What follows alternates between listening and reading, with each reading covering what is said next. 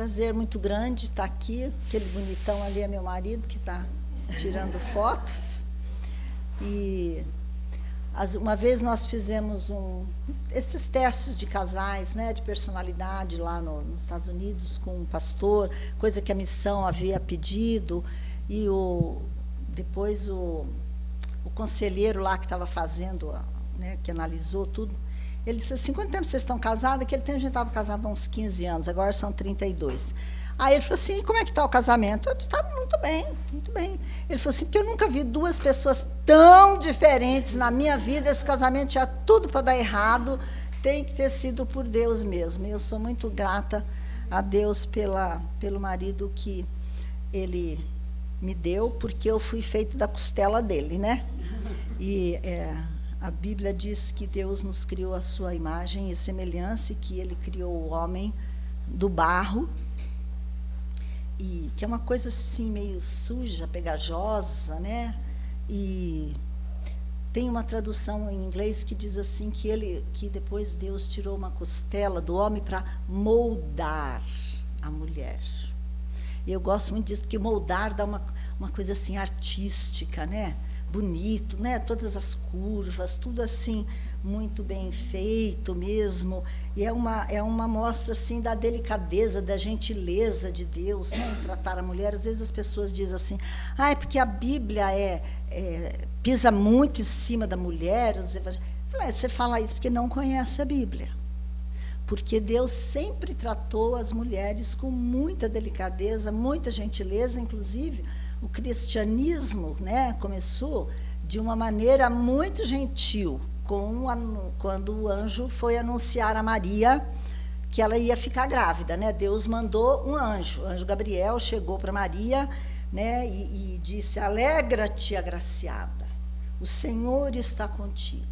Não dá para a gente imaginar o anjo Gabriel entrando assim, batendo as azonas, né, e diz assim: Maria, é o seguinte, minha filha, se prepara, porque a sua vida vai mudar, vai ser um horror, fica aí pronta, vão falar mal de você, ai, dá licença que eu já estou partindo para outro anunciamento em algum outro lugar. Não, como ele ficou tempo com ela ali, né, e depois que ela ficou meio assustada, claro, ele diz assim: não temas, Maria, porque achaste graça diante de Deus.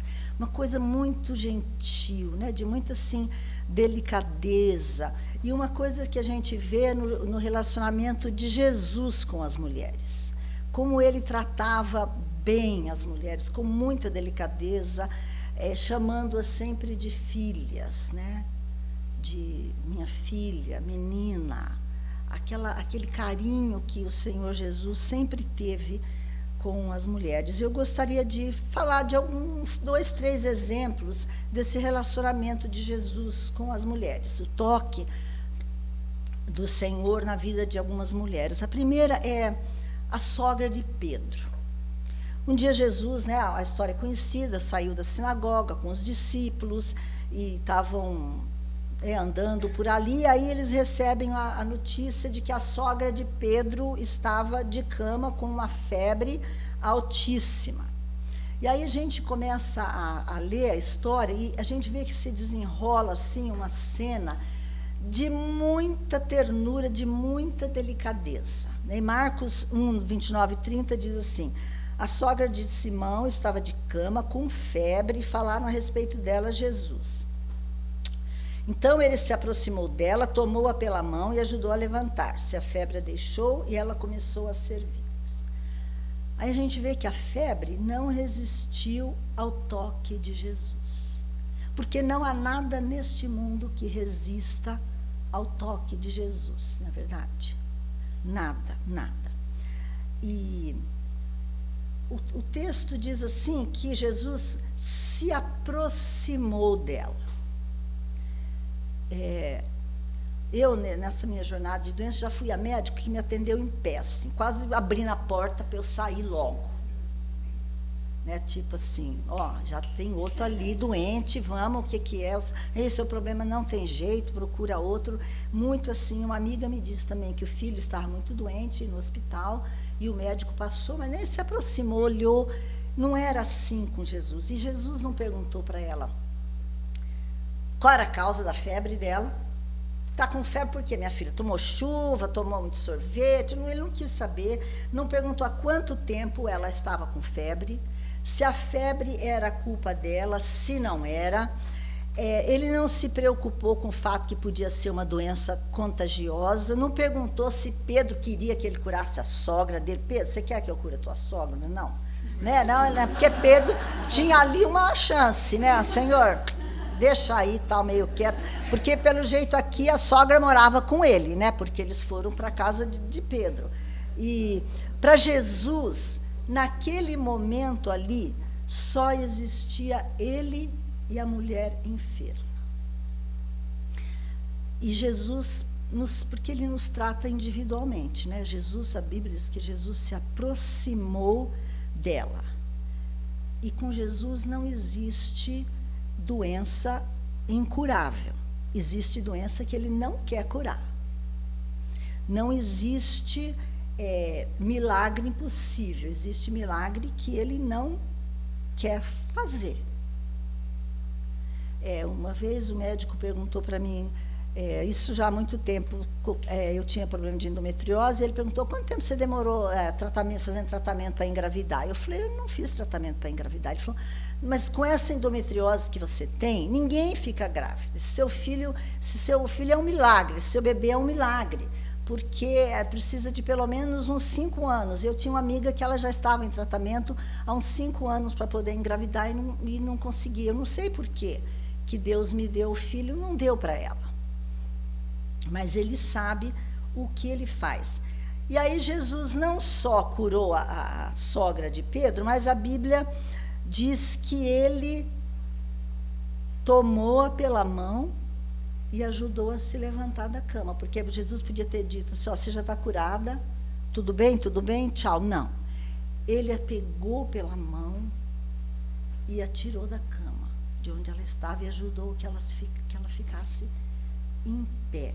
Como deve ter sido para aquela mulher sentir o toque de Jesus nela, né? A mão do Senhor nela, sentir a mão de cura de Deus na vida dela.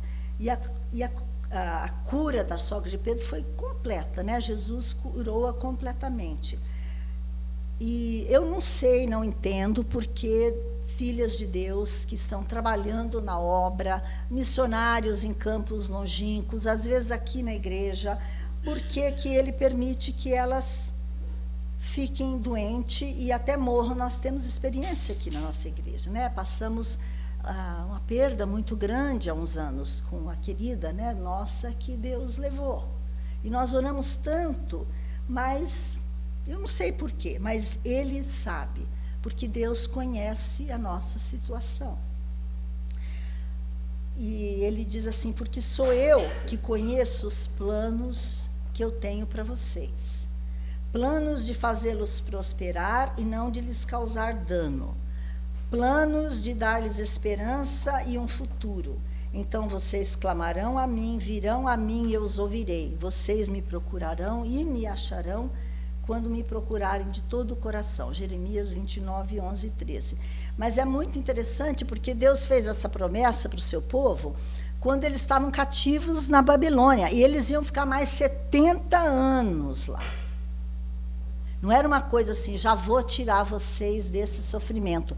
Iam ficar ali. Foi um momento muito difícil quando ele fez essa promessa. Por quê? Porque ele conhece o futuro, ele conhece os planos, ele sabe tudo sobre nós. E às vezes é difícil, não é, para a gente entender o porquê daquela situação.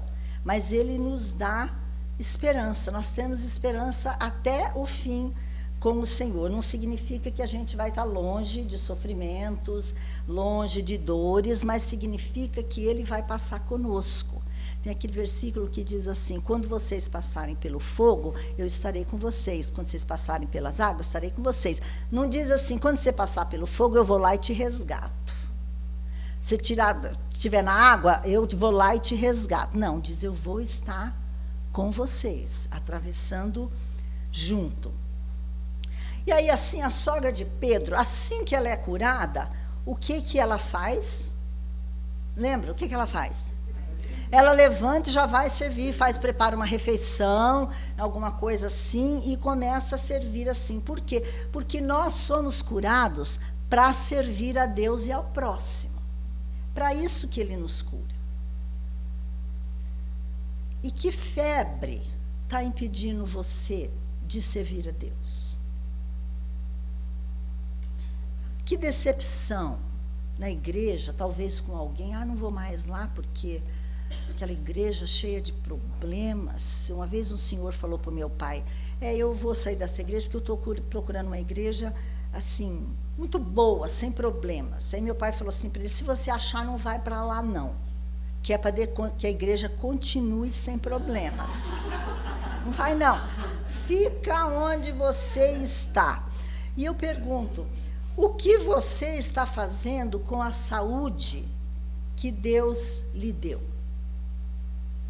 Você está se acabando em dietas e regimes malucos por aí, ou se desgastando, se quebrando toda em academia e não está vendo resultado nenhum. Nenhum. Deixa de comer o que gosta e não está fazendo diferença na sua cintura. Não está fazendo. Não sou contra, não, eu acho, mas às vezes eu vejo assim o desgaste. Eu conheci uma moça no meu condomínio que ela passava quase o dia inteiro naquela academia. Ela estava atrás de alguma coisa que ela achava que o exercício físico poderia lhe dar. Então, o que você está fazendo com a mente saudável que Deus lhe deu? Jesus tocou na sogra de Pedro e ela passou a servir fazendo aquilo que ela sabia fazer, que era cozinhar. Foi lá cozinhar para eles, para Jesus e os seus discípulos. Se você foi tocada por Jesus, você vai servi-lo na capacidade que ele lhe der, naquele dom que você tem. Não queira ter o dom da outra pessoa, você tem o seu. Agora, Jesus também tocou em pessoas que não podiam fazer nada para ele. A Bíblia diz em Lucas 8, 41, 56, assim, um homem chamado Jairo, dirigente da congregação, veio, prostrou-se aos pés de Jesus, implorando-lhe que fosse à sua casa, porque sua única filha, de cerca de 12 anos, estava à morte.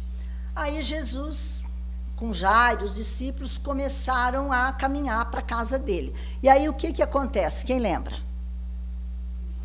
Vem aquela mulher e toca no manto de Jesus, né? E Jesus para e diz, quem me tocou? Aí os discípulos dizem, Senhor, tem um batalhão de gente aqui, o Senhor pergunta quem me tocou? E aí Jesus diz, não saiu de mim virtude. Nesse entremeio, o que acontece?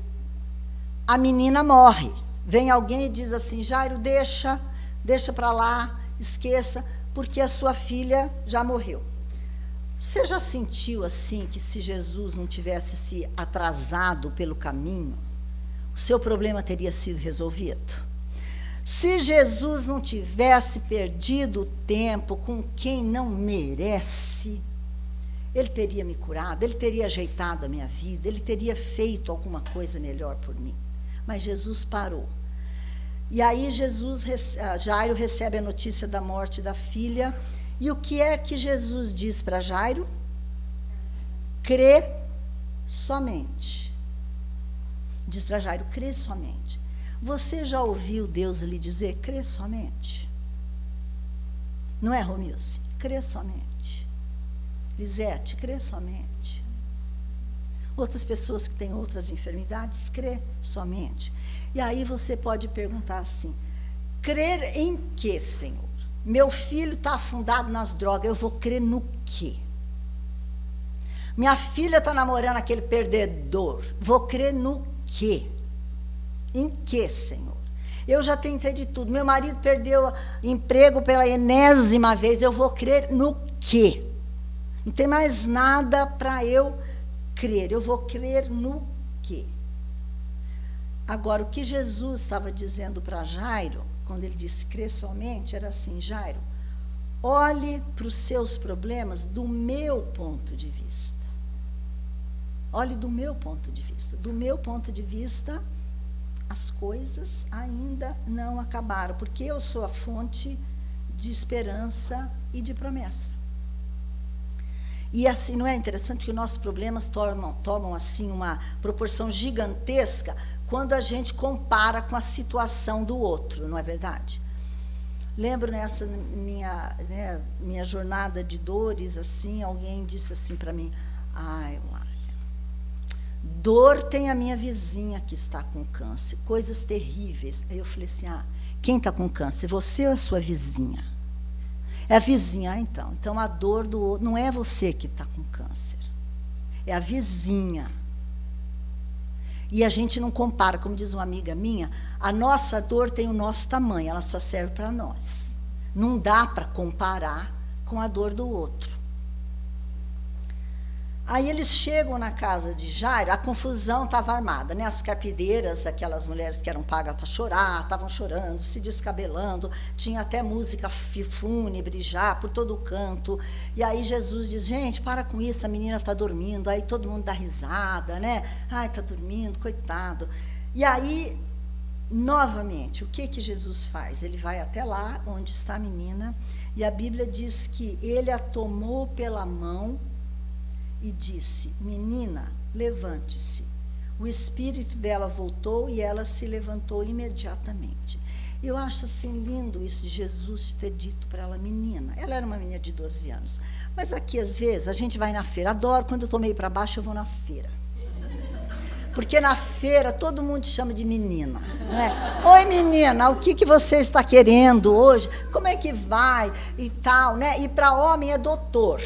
Né? Então eu curto, porque eu sou menina e ele é doutor.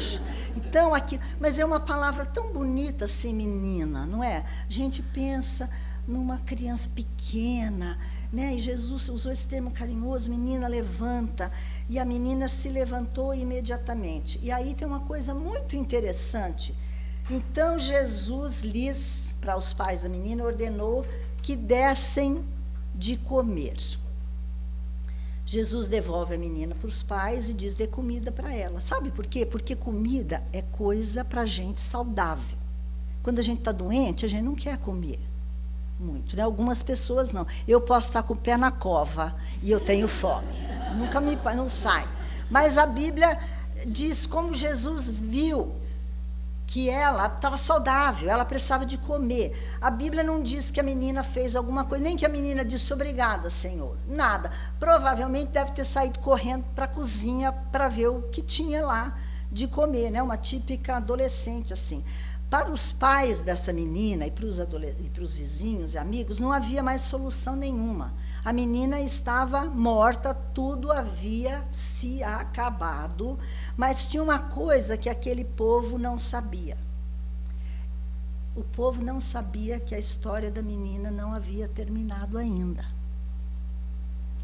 Talvez você ache que a sua vida acabou, as esperanças morreram, não há nada para ser feito, mas eu tenho uma boa notícia para você. Deus não põe ponto final na nossa história. Deus usa 2 pontos, ponto e vírgula, reticências, mas ponto final, não. A história não se acaba até que ele bote o ponto final. E o nosso ponto final só vai ser posto quando? Nunca, porque nós vamos viver eternamente. Então, não tem ponto final com Jesus, porque ele continua, por pior que esteja a sua situação, ele continua escrevendo a sua história. Alguns capítulos vão ser muito difíceis, ou estão sendo muito difíceis, mas a sua história ainda não acabou. Jesus tocou na menina e ele não só lhe devolveu a vida, como também apetite. Então, o toque que Jesus nos dá em nós devolve a vida e o gosto pela vida. Porque quando a gente passa por um período de doença ou por um problema muito sério e aquilo tudo se acaba, a vida tem um gosto diferente, não tem? Tem um gosto diferente. A gente nunca mais vive da mesma maneira que a gente vivia, porque a gente sabe como é que foi ruim. O crente no Senhor Jesus tem problema, passa por dificuldade, mas ele não perde o interesse pela vida. Por quê? Porque para nós o viver é Cristo e o morrer é lucro. Uma coisa ou outra a gente acaba ganhando sempre. De qualquer maneira, depois do toque de Cristo, a vida continua e só melhora. O toque de Jesus ressuscita os que estão mortos em seus pecados e em suas transgressões. E nenhuma morte está morta demais para o Senhor. Nenhum problema é grande demais para o nosso Senhor. 1 Coríntios 15, 54 diz assim: a morte foi destruída pela vitória. E aí vem assim uma das exclamações mais lindas de Paulo, né? Onde está, ó morte, a sua vitória? Onde está, ó morte, o seu aguilhão? A morte não é nada perto do Senhor. A menina se levantou e ela andou.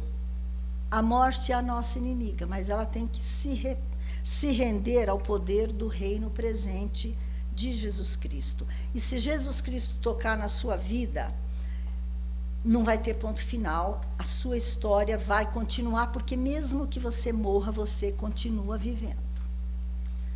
E aí tem um outro toque que Jesus deu numa outra mulher da Bíblia, que foi a mulher samaritana.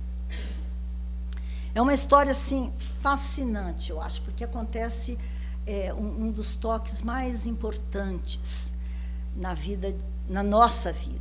Sem esse, os outros não valem muita coisa, não. É uma história bastante conhecida, diz que Jesus precisava passar por Samaria, ele passou, ele estava com sede, um lugar quente, ele estava andando há muito tempo, e os discípulos foram para a cidade para comprar comida, e aí Jesus vai e se senta à beira de um poço. Aí ele está lá e chega uma mulher. E aí o que Jesus faz? Pede água. E aí a mulher responde assim, o quê? Como é que você, sendo judeu, pede de beber água a mim, mulher samaritana? Não. Eu imagino ela dizendo assim, escuta aqui, como é que você, judeu, vem pedir água para mim, que sou mulher samaritana? Porque ela sabia que ele não era do povo dela. Ela não sabia quem ele era. Como é que esse homem dirige assim a palavra para ela? E a gente vê nela assim, é uma mulher meio atrevidinha, porque ela não tinha mais nada para perder nessa vida. Ela não tinha mais nada para perder nessa vida. E aí ela responde, né, assim para ele, e aí a gente sabe, né, a conversa vai rolando. Jesus deixa ela ir falando, e entram até em assuntos religiosos. Aí a gente vê que essa mulher não era uma mulher ignorante, porque ela faz citações lá do passado. Esse poço aqui foi construído pelo nosso pai Jacó. Ela sabia, ela conhecia a sua religião. E aí, a certa altura da conversa, Jesus faz um pedido para ela, assim, que parece tão fora da conversa, que a gente nem entende direito, né, assim. Aí Jesus diz assim para ela, vá chamar o seu marido. O que é que o marido dela tinha a ver com essa conversa? Mas aí Jesus toca na ferida da samaritana. Vai lá chamar o seu marido. Aí ela diz assim, eu não tenho marido.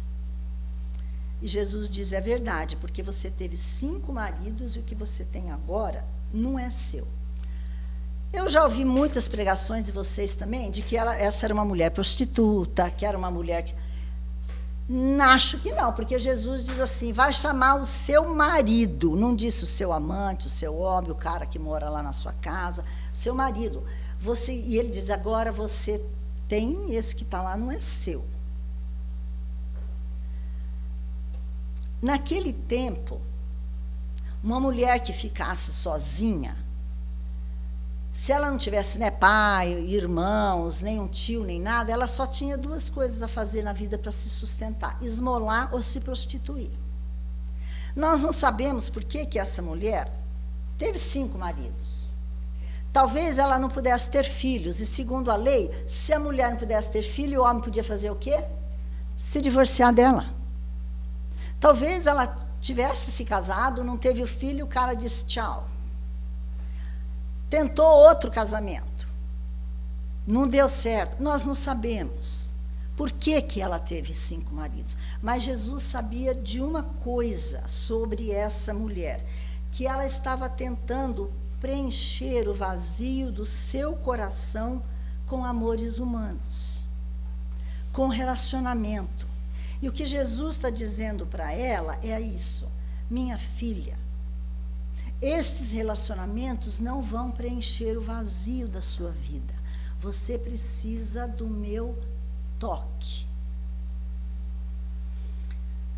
E nós sabemos que Jesus não foi duro com ela nem sarcástico. Não disse assim: eu sei que você não tem marido, minha filha. Você já teve 5. E esse daí também, hã? Não, Jesus foi delicado com ela. Por que a gente sabe disso? Porque o que ela responde para Jesus? Quando Jesus disse: você teve 5 e esse que você tem agora não é seu. Lembra que ela diz para Jesus: vejo que és profeta. Porque se ela tivesse sentido algum sarcasmo na voz de Jesus, Jesus dando uma chegada nela, sua pecadora, traidora, o que ela teria feito? Passado a mão no balde, na corda, e de tchau, vá se virar e achar sua água, seu judeu. Eu estou fora, estou vazando, como a gente diz hoje. Estou vazando. Era assim que ela teria respondido, mas ela sentiu a compaixão de Deus na vida dela e disse: vejo que és profeta. E dali para frente, a conversa vai se transformando numa conversa religiosa, porque aí ela já fala: onde é que nós devemos adorar? O que nós devemos fazer? E aí então é quando Jesus diz, ela fala: eu sei que o Messias vai chegar. Mais uma vez mostra que ela era uma mulher que tinha conhecimento da Bíblia, vamos assim dizer. E aí Jesus faz aquela revelação maravilhosa: sou eu que falo contigo. E o que a mulher faz? Larga tudo ali e vai embora para a cidade e diz o que para o pessoal? Gente, encontrei um homem, conheci um homem que sabe tudo da minha vida. Eu imagino que alguns devem ter dito: você conheceu um homem? Conta uma novidade aí para nós. Né? Conta aí uma novidade. Você conheceu um homem? Oh, uau! Mas não, muito interessante que o pessoal acredita nela e vai atrás dela, junto com ela, para onde Jesus estava. Então, eles viram alguma coisa na vida desta mulher que eles conheciam tão bem. O quê? O toque de Jesus. A transformação que Jesus fez na vida dela. Eu não conheço vocês todas que estão aqui. Não sei se você já sentiu o toque curador de Jesus na sua vida ou não. Mas eu sei que sem esse toque não há cura verdadeira. Sem esse toque não há portas para emprego aberta pelo Senhor. Não há o toque de um casamento verdadeiro, forte e firme no Senhor Jesus. A Lucitânia fez menção a mim. No dia 23 de janeiro de 2016, eu não tinha ideia que aquele seria o último dia da minha vida, até hoje, em que eu passaria assim 24 horas sem dor.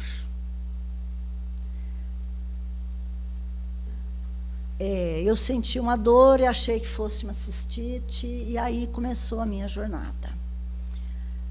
Passei por talvez uns 13 profissionais da saúde, cada um me dizia uma coisa. Eu tinha dores horríveis, dores na região pélvica, e todos os exames que vocês pensarem que existe, eu fiz. Tudo vinha negativa. Eu era a doente mais saudável da cidade de São Paulo. Quando eu chegava no laboratório Fleury, eles já diziam: oh, você aqui de novo, como é que vai? E eu perguntava, o lanchinho mudou ou ainda é o mesmo?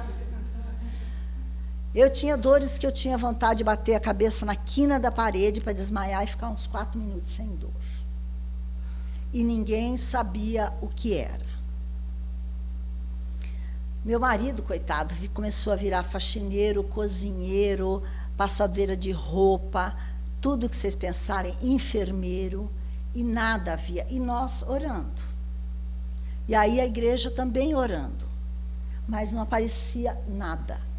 E as dores continuavam cada vez mais fortes. Eu fiquei 7 meses sem sair da minha casa. Eu fiquei 7 meses sem vir à igreja. Por causa da dor. Uma dor muito forte. E ficar sem vir à igreja é muito ruim. Eu sentia muita falta. Eu virei uma crente da televisão.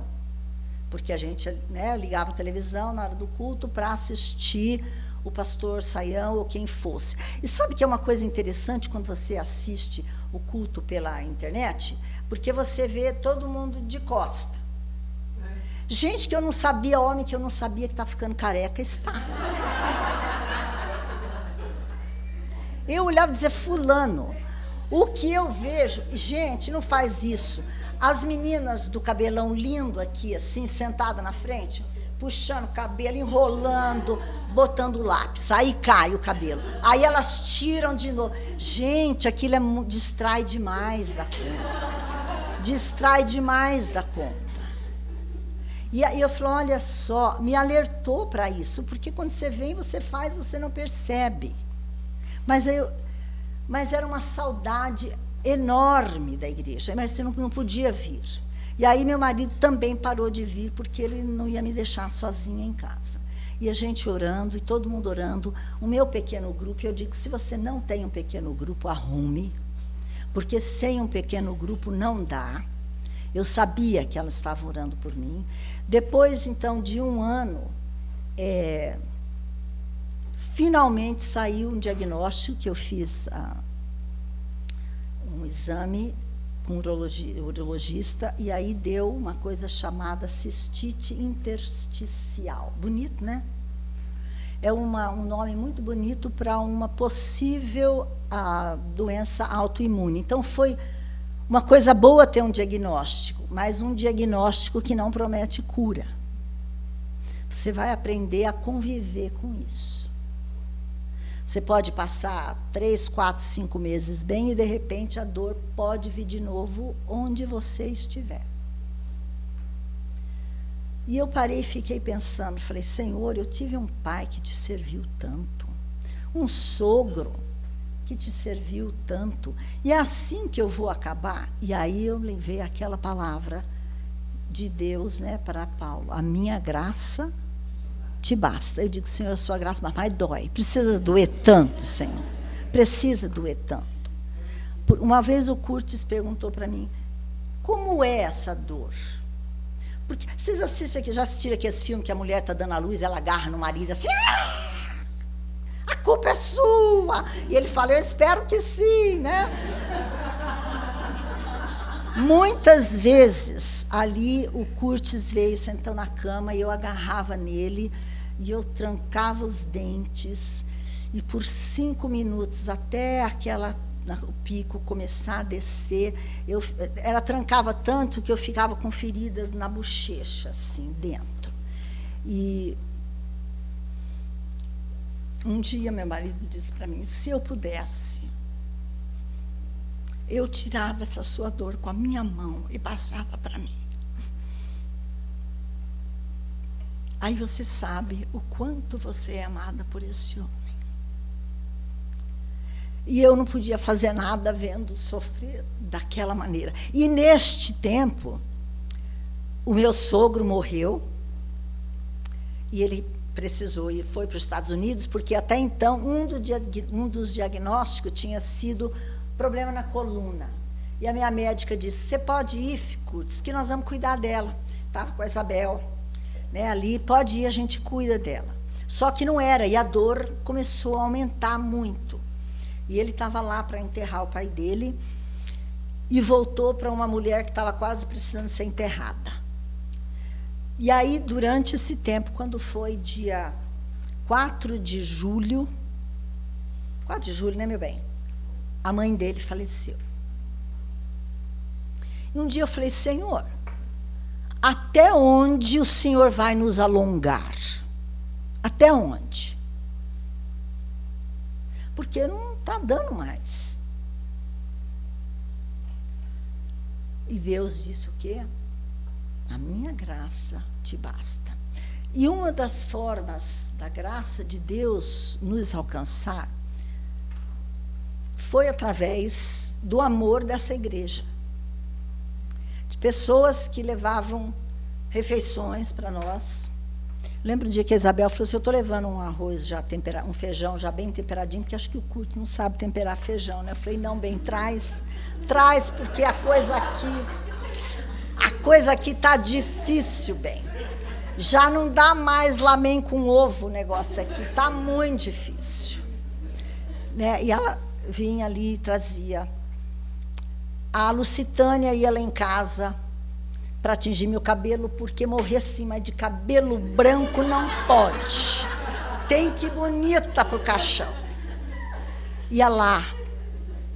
E o Senhor foi mostrando, através, eu lembro uma vez que o Curto estava para voltar e eu estava passando muito mal e a Isabel ligou, estava sempre me mandando, né, alguma coisa, disse, como é que você está? Eu disse, eu estou tendo um ataque de pânico. Lembra, Isabel? Eu falei, eu estou tendo um ataque de pânico. E a Isabel falou, mas eu estou indo para o aeroporto agora. Aí a Isabel acionou a Lucitânia. Disse assim, Lucitânia, a Eulália não está bem. Ela está tendo um ataque de pânico. E eu estou indo para o aeroporto. E a Lucitânia falou assim, eu estou indo tomar banho, mas fala para ela, vai conversando com ela, Isabel, até eu chegar lá. E a Isabel foi conversando comigo até chegar no aeroporto. E aí a Lucitânia veio conversando comigo até ela chegar em casa. E a Lucitânia levou até um remedinho, porque a Lucitânia sempre tem um remedinho, viu, gente? Se precisar de alguma coisa, a Lucitânia sempre tem um remedinho. Chegou ali, sentou comigo, orou comigo, deu o seu remedinho e ficou. Ela falou, eu vou ficar aqui até o Curto chegar. E aí o Curto chegou e eu disse, se eu não tivesse uma igreja, se eu não tivesse um pequeno grupo, eu não teria esse apoio que eu tenho.